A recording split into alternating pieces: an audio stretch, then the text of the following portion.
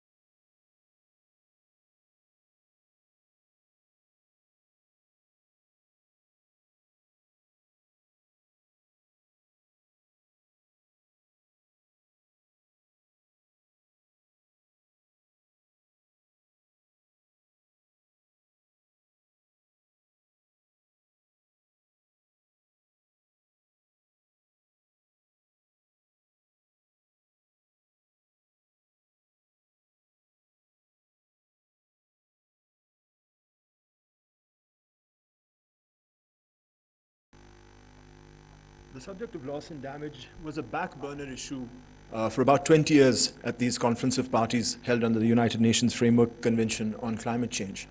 So this year, not only having it brought onto the COP agenda, but then successfully negotiating it is a diplomatic success and an example of Pakistan's leadership at the COP stage. I'd like to now invite our Minister for Climate Change, Madam Sherry Rahman, who had the pleasure of being a member of the delegation. I saw lead from the front, be the first person awake and the last person to go to sleep. Thank you very much for your hard work, Madam. We'd like to have your remarks and thoughts on the loss and damage facility.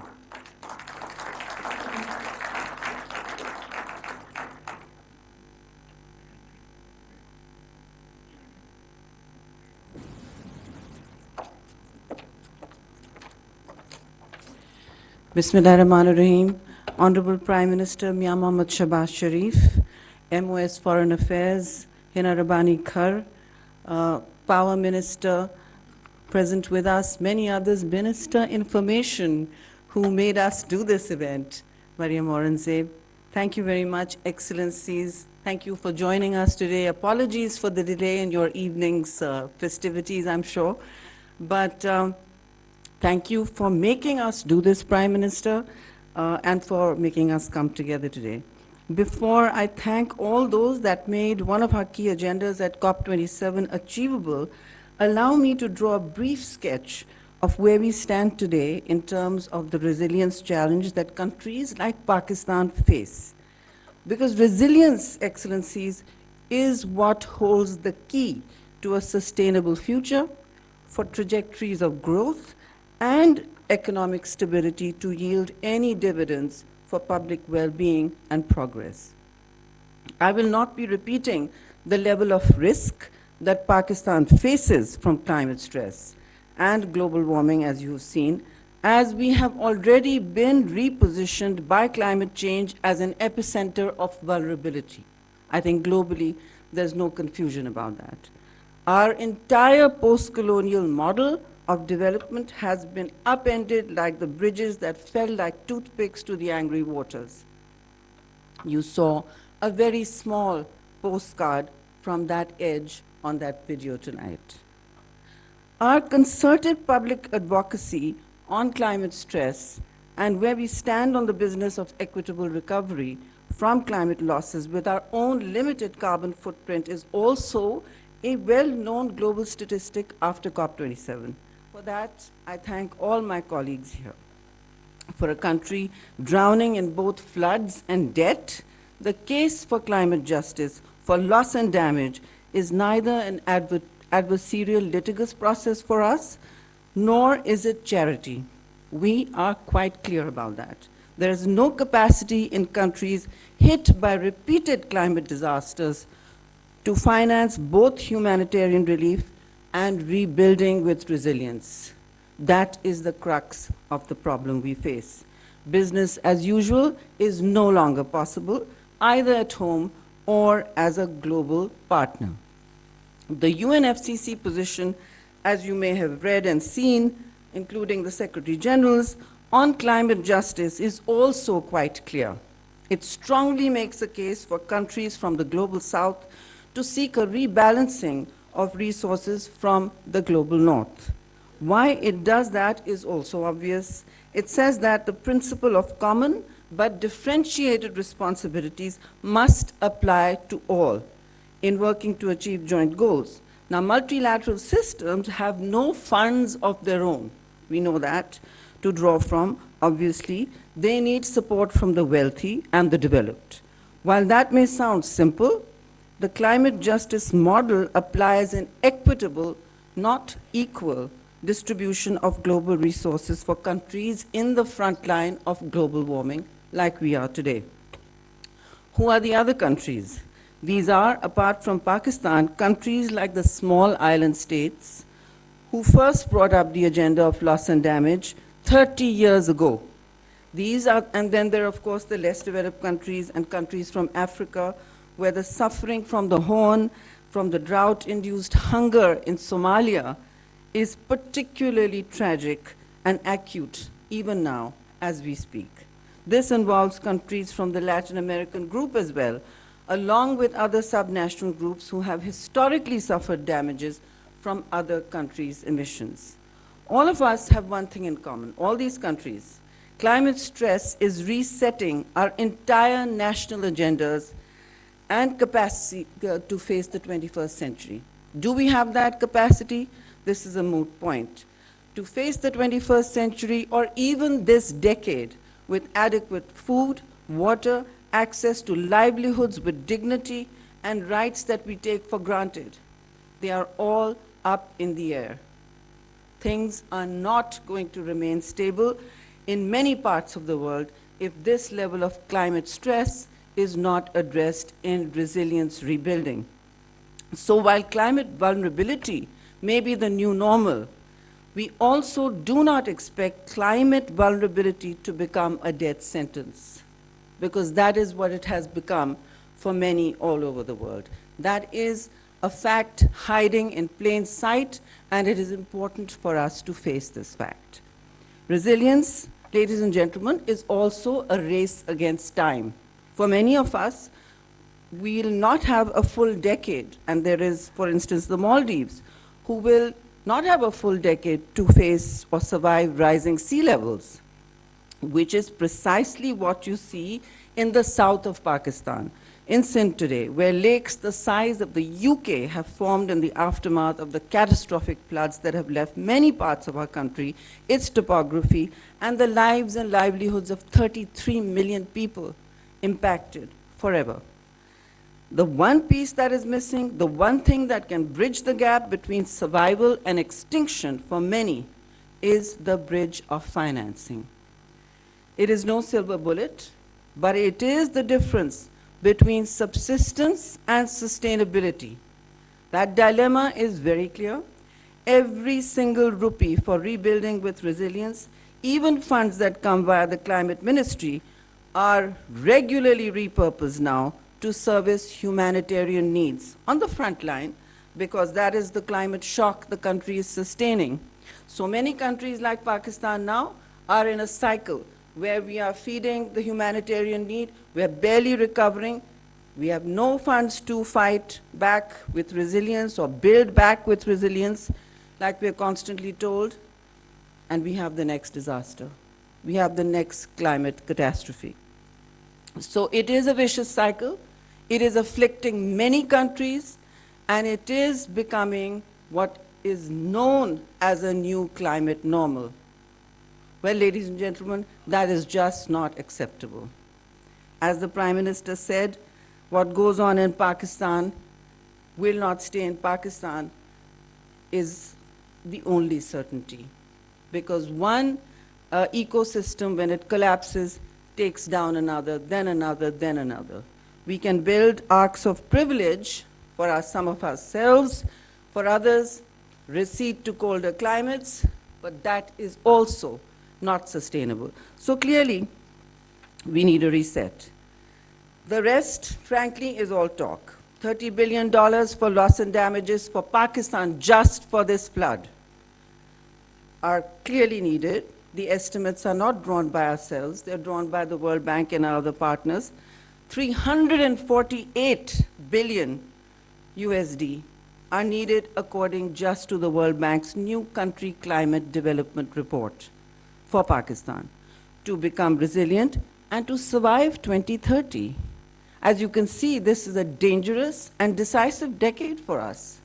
We will have to take the actions needed, and we will be seeking assistance and support from all those who have come to us as friends, as donors, as sympathizers, and as partners in all our endeavors.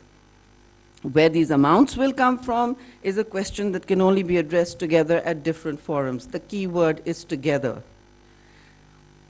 The one thing I do repeat is that strategic drift is not an option. Making no decisions, not coming together to address the problems as a global community is not an option. It poses grave dangers for those of us living on the edge. And we are clearly living on the edge. We are clearly on the ground zero of vulnerability. And as the UN Secretary General says, we cannot sleepwalk into the existential climate crisis anymore, because that is exactly what's going on.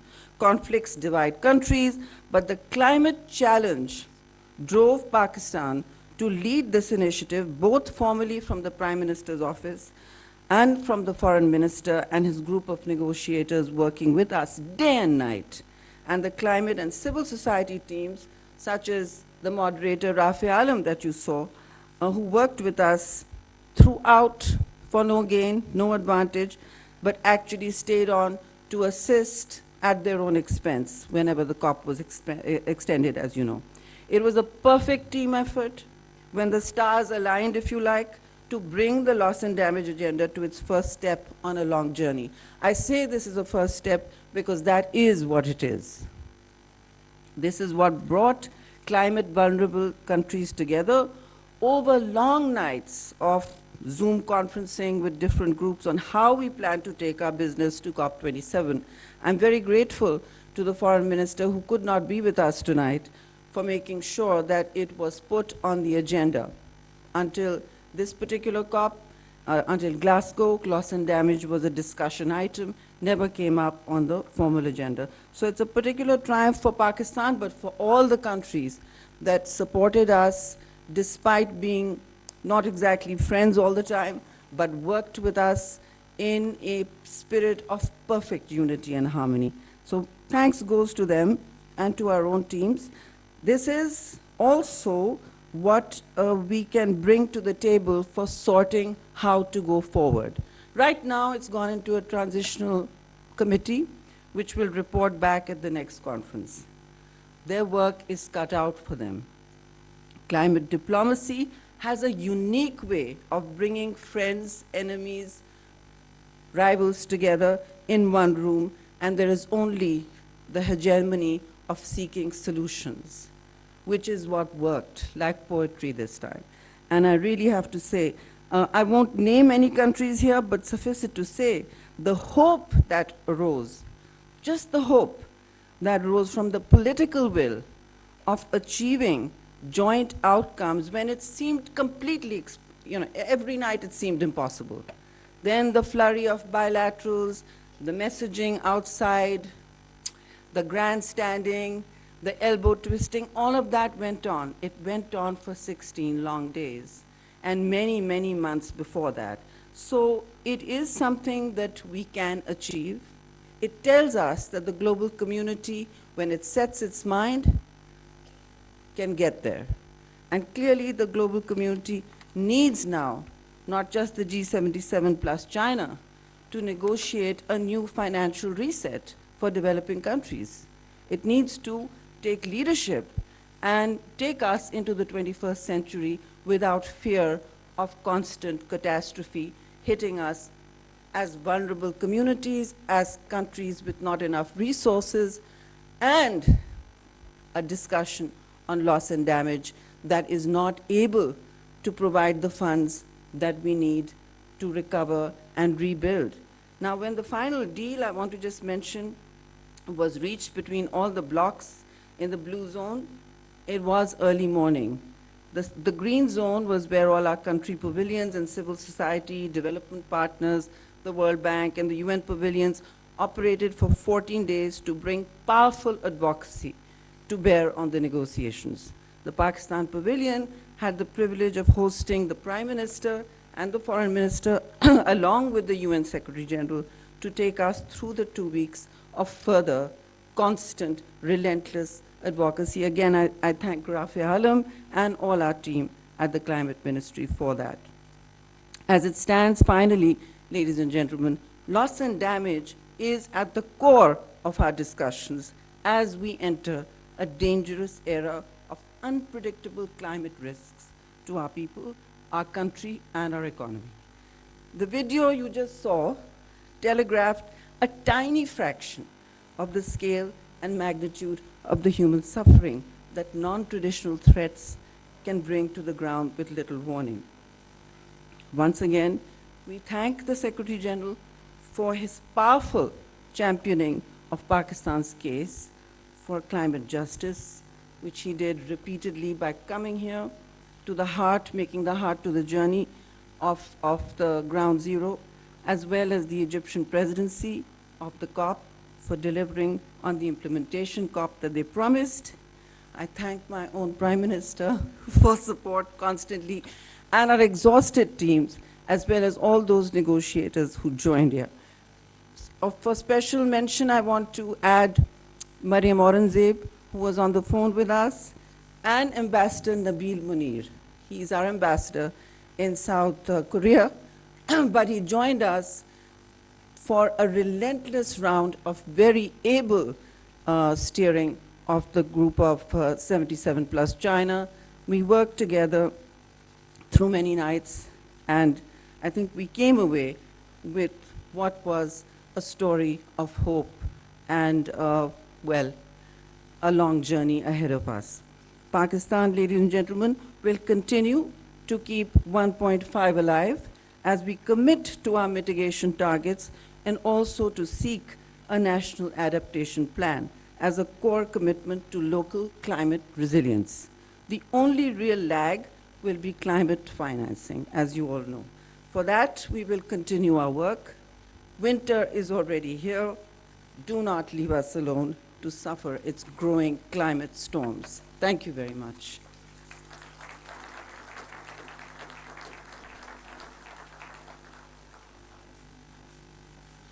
Well, the Ministry of Climate Change ably worked through the Conference of Parties, Madam Minister hosting over 25 meetings with ministers from other countries. It was the Ministry of Foreign Affairs in the months running up to the Conference of Parties, leveraging its position as chairman of G77 plus China to really put this matter onto the agenda globally and on COP as well. We're here joined by the Honourable Minister of State for Foreign Affairs, Ms. Hina Rabbani Khar. I'd like to invite you, Madam Minister of State, to please give your remarks about the COP and Pakistan's resilience challenges.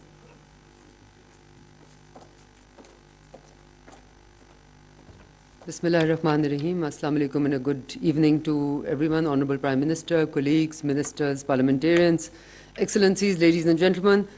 The recently concluded COP27 in Sharm el-Sheikh was a landmark event, not because it had the highest number of participants that ever attended a COP, but because it was able to deliver on something that the developing countries had been pursuing over 3 long decades, a fund for loss and damage suffered by the most vulnerable countries due to climate impact, and much of that impact not of their own making.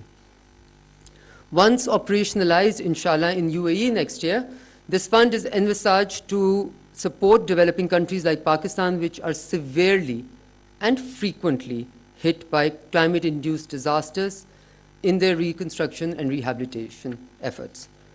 Let me say at the very outset that we do not consider this a success of the global South alone. We consider this to be a success of all climate warriors everywhere, all climate justice seekers everywhere, both in the global North and in the global South. Creation of this fund will overcome the North-South trade deficit, which has so far impeded progress in achieving many climate objectives that we could have easily achieved together in much better time. Ladies and gentlemen, I don't need to remind anyone in this room, climate is truly an existential threat to all of humanity. It doesn't know class, creed, color, nationality, geographical boundaries, historical realities, nothing. It just knows what it knows.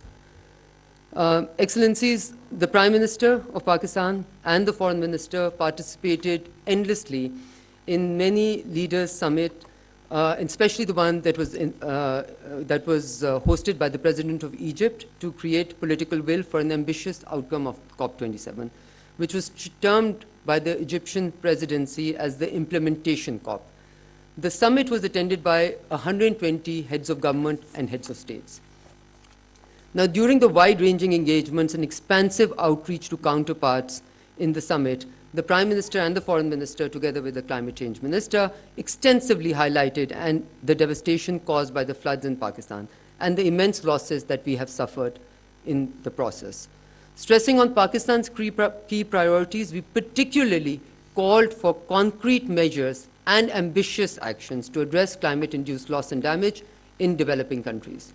Upon return from Sharm el-Sheikh, the Foreign Minister remained fully engaged with our negotiating team at COP27, as well as important players in the international media, to maintain the political momentum that was built towards a tangible outcome on this account. Even much before the COP, the Foreign Minister undertook vigorous climate diplomacy. While drawing global attention to the flood devastation, the Foreign Minister made concerted outreach efforts with the leaders from developing South and like-minded countries of the developed North for building consensus towards a meaningful outcome on loss and damage financing. In this context, he visited UN headquarters in New York, Washington, D.C., Berlin, where on all these capitals and cities, he fought the climate battle. Excellencies, securing agreement on the establishment of Loss and Damage Fund was our core objective at the COP. We felt this urgency, as you can imagine, was even felt more rigorously after the floods that hit us in the summer. Our strategy to achieve this was grounded in strong political will, demonstrated right from the top, and commitment, and it was informed by science and extreme climate threats and challenges which has been faced by Pakistan. Now, as Minister for Climate Change mentioned, the stars were truly aligned, and the stars always have to be aligned for humanity and for the global North-South together to be able to achieve anything in the world. You know, God has to bless us with His special blessings for us to be able to do what had seemed impossible for 3 long decades. Pakistan had the chair of G77 plus China, and I think that played a major, major role. Pakistan's role was crucial both in the run-up to and during the COP. We were entrusted to secure the shared objectives and create bridges with our partners to forge agreements. I'm glad that we were able to deliver on the expectations of this very, very demanding group. Let me take you very quickly through this journey. The spade work was done at the official level within the G77 and China for seeking a specific COP agenda item of loss and damage financing. Then, as chair of G77 and China, foreign ministers meeting, the foreign minister chaired a meeting which was in September in New York, where we agreed to pursue this matter as a priority for COP. After arrival at the COP, Pakistan steered the group in securing inclusion of the item on financing loss and damage in the COP's agenda for the first time in 3 decades. I think this was the first big win. This inclusion was only agreed among all parties after protracted negotiations which were concluded hours before the inaugural session. Adoption of the agenda was the first step to initiate formal discussion on the creation of the dedicated fund. After 2 weeks of intense negotiations that the climate minister has so eloquently put in front of us, consensus was finally reached on the establishment of the fund for addressing loss and damage. The COP had to be then extended for 2 days amid the deadlock in negotiations. Ladies and gentlemen, we all know that the creation of this fund is widely recognized as the major outcome of COP27.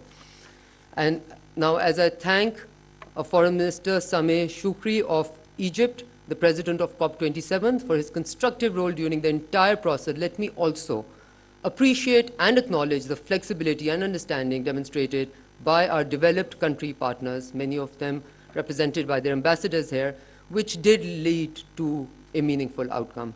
This was truly a win-win. Finally, we agreed to agree rather than agreed to disagree for 3 long decades. Excellencies, unity among the developing countries was crucial. Pakistan made hectic efforts to keep the G77 and China united. We thank all developing countries for their consistent support and confidence in Pakistan's chairmanship of this largest bloc of developing nations. Whereas the leadership was clearly provided by the foreign minister, I want to appreciate the hard work and dedication that our 7-member core negotiating team from the Foreign Office did. I call them the unsung heroes. And I want to mention over here that we are very proud at the Foreign Office to have come up with this methodology of making sure that no matter where in the world they were serving, the core climate experts team continued to be engaged with the climate process throughout. So this is now an island of excellence that we've created within the Foreign Office, which continues on this work. This team was most ably led by Ambassador Nabil Munir, the chair of the G77 in China. And being Pakistan's lead negotiator, also I think his role was unparalleled in what he was able to do. He was supported by Director Generals Farooq Iqbal Khan and Noman Bashir Bhatti, Director Jawad Ali, Councillor Imran Khan, First Secretary Ali Waqas, and Deputy Secretary at the Prime Minister's Office, Haseeb Gohar. So the Prime Minister's Office also had a contribution to it, to the technical team. They worked tirelessly to ensure that COP27 did not end without the creation of a dedicated loss and damage fund.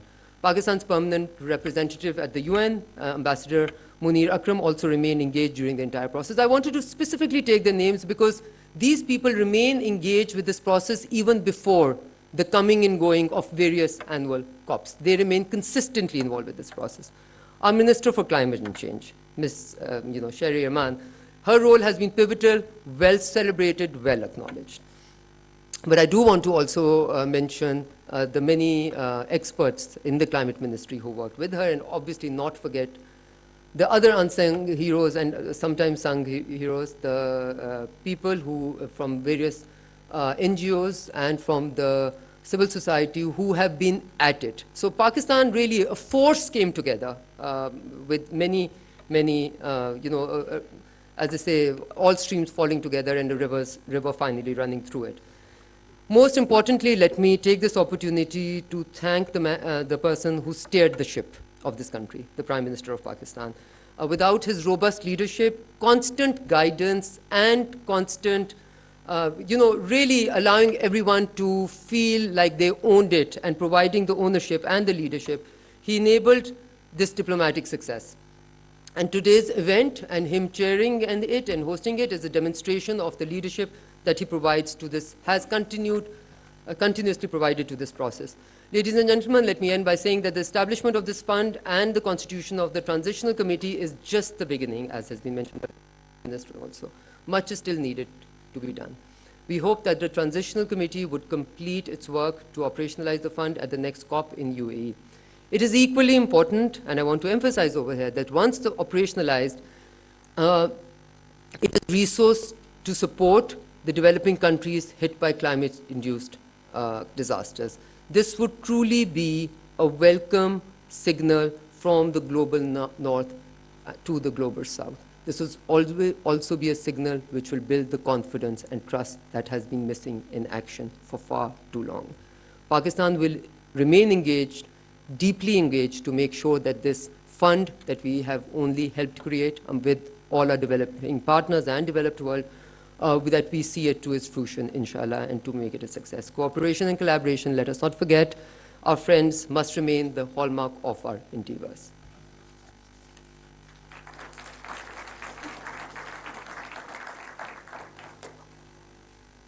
Thank you very much, Madam Minister of State. The stars may have been aligned, but what I find remarkable is that these catastrophic floods took place not 6 months ago. And what we have seen is coordination amongst ministries at the international level to bring almost something that was a dream into reality. This takes vision, and it takes commitment, and it takes leadership.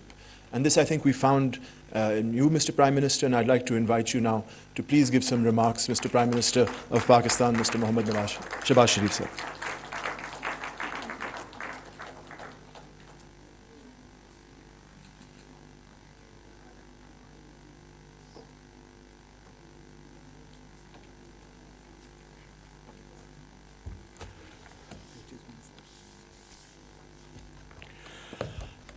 Bismillah ar-Rahman ar-Rahim. Honorable ministers, parliamentarians, ambassadors, high commissioners, excellencies, government officials, ladies and gentlemen, Assalamu alaikum and a very good evening. I'd like to thank you all for joining us this evening to appreciate the efforts of government of Pakistan, politicians, experts, bureaucrats, provincial governments for achieving something which was almost well nigh impossible. I will not repeat what Muhtarma Shari Rahman Sahiba or MOS Hina Rabani Khar Sahiba has already conveyed to you, because it will be a repetition, and I wouldn't want to come in the way of your wonderful dinner you're going to have with your families and in hotels and wherever. I wish you a wonderful evening. But let me say very candidly that it all started back in June this year, when Pakistan faced the most devastating floods, and as a result 33 million people were affected, 1,800 people died, including children, and loss of agriculture, industry, infrastructure, livestock, and the estimate is about $30 billion. In that, I would like to avail of this opportunity to once again express my deep gratitude to all those countries who came to help Pakistan at that point in time with kind and cash. Some of the reps sitting in front of me, I know them by their faces. Some are not here. But I want to say in no uncertain terms that this contribution on your part was most valuable in this hour of need.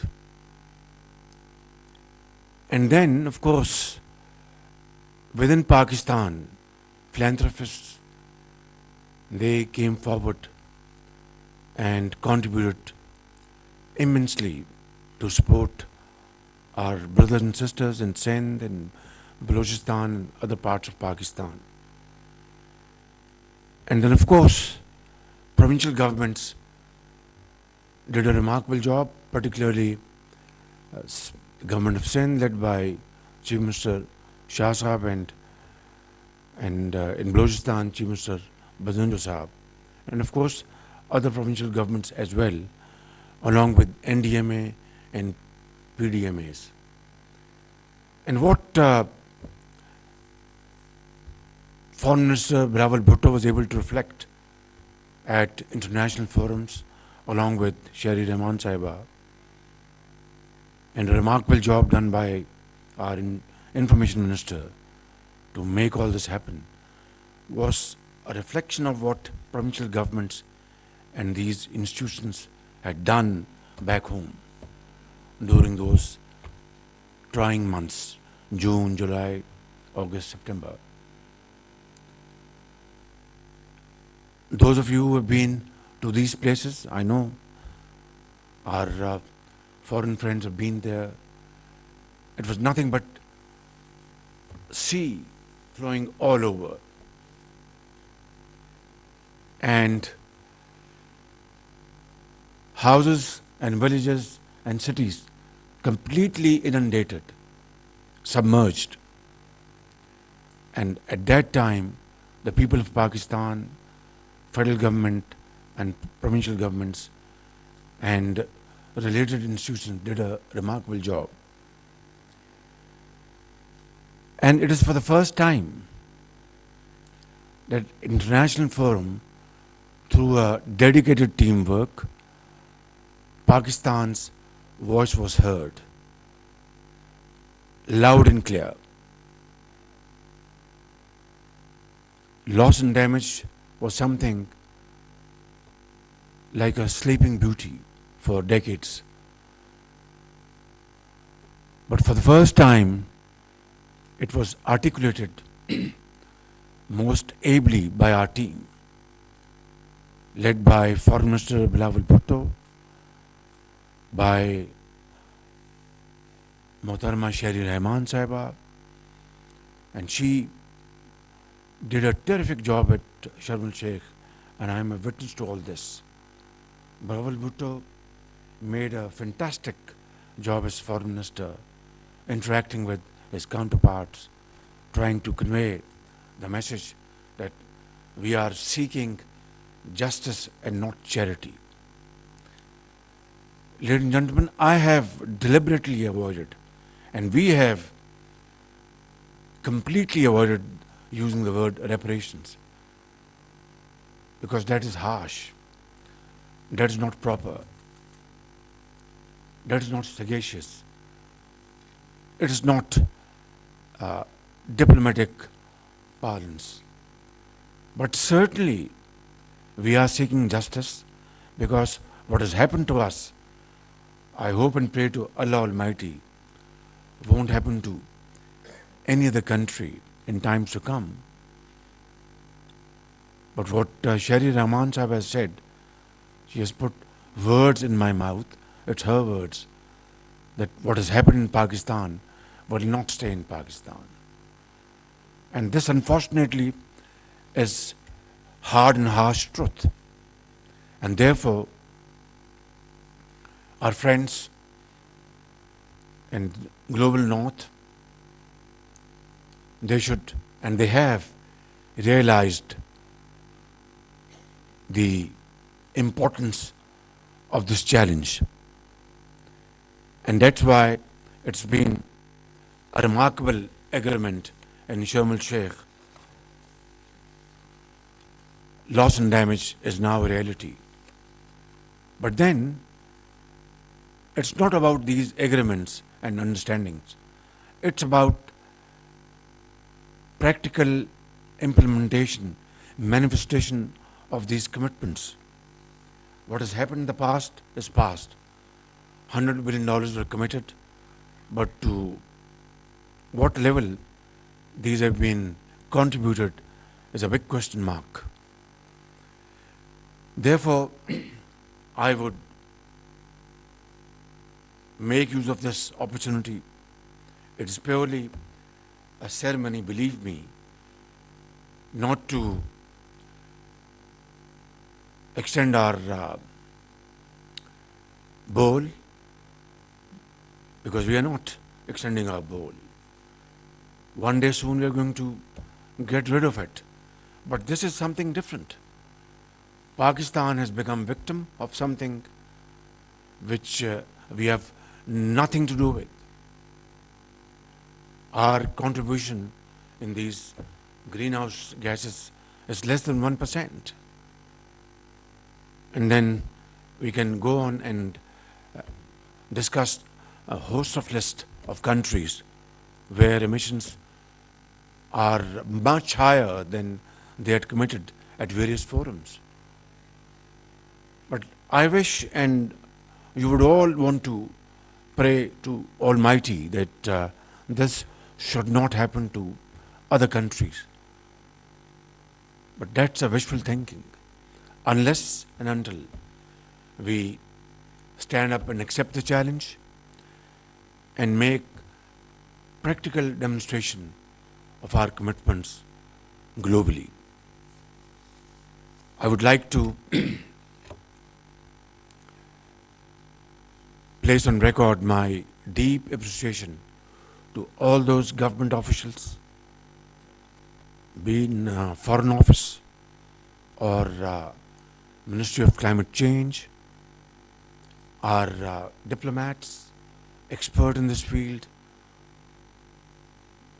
Ministry of Economic Affairs, Ministry of Ahsan Iqbal's Ministry, Planning, thank you, Minister of Information, and each and every Pakistani who has contributed in making the world realize that what has happened to us, and this must not happen to any other country, and that we are seeking justice and not charity. This evening, ladies and gentlemen, I had desired to hold this ceremony just to acknowledge your teamwork, splendid work, and outstanding performance at various forums. Unfortunately, our foreign minister could not join us because of some technical fault in the plane which was carrying him to Islamabad, and some other ministers who are probably busy in some very other productive meetings, and I can understand that. All of them have done a remarkable job, and Rafi Alam, I have a lot of respect for him, not because he has been my friend, rather he has been criticizing my job in Punjab as Chief Minister, but I have found in him a man who speaks truthfully and really comes across somebody who has pain for this country and who wants to do something for improving conditions, living conditions in Pakistan. Much later, we became friends, although we meet sparingly. He then headed as chairman of Punjab Lahore Waste Management Board, and then he saw for himself what a remarkable job he did in waste management.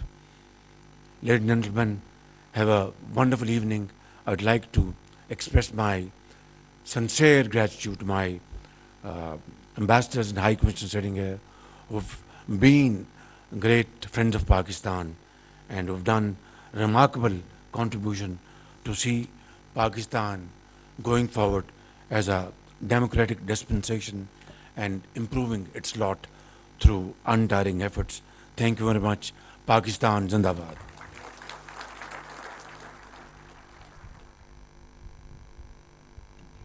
वज़ीर-ए-आज़म मोहम्मद शहबाज शरीफ इस्लामाबाद में तकरीब से खिताब कर रहे थे। उन्होंने कहा कि हालिया सैलाब से पाकिस्तान को $30 मिलियन का नुकसान हुआ। तमाम दोस्त ममालिक ने आगे बढ़कर मुश्किल की इस घड़ी में पाकिस्तान की मदद की। मुश्किल वक्त में की गई इस मदद को हमेशा याद रखा जाएगा। उन्होंने कहा कि वज़ीर ख़ारिजा बिलावल भुट्टो, शेरी रहमान और वज़ीर इत्तलात ने आलमी फोरम्स पर अहम किरदार किया, कामयाब सिफारतकारी की और मौसमियाती तब्दीलियों के हवाले से असरात को कामयाबी के साथ उजागर किया। न्यूज़ स्टूडियो से फिल वक्त इतना ही। कुछ ही देर में आप मुलाहिजा करेंगे न्यूज़ हेडलाइंस।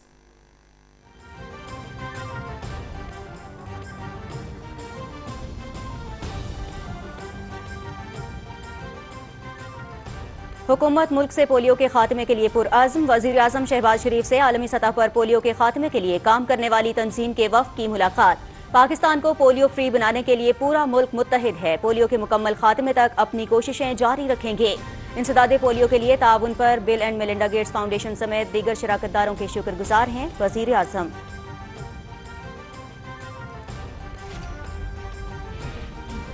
वज़ीर आज़म मोहम्मद शहबाज शरीफ से chairman joint chiefs of staff committee general Sahir Shamshad Mirza की मुलाकात। मुसल्लह अफवाज के पेशा वराना उमूर पर बातचीत। वज़ीर आज़म ने ओहदा संभालने पर जनरल साहिर शमशाद मिर्जा को मुबारकबाद भी दी।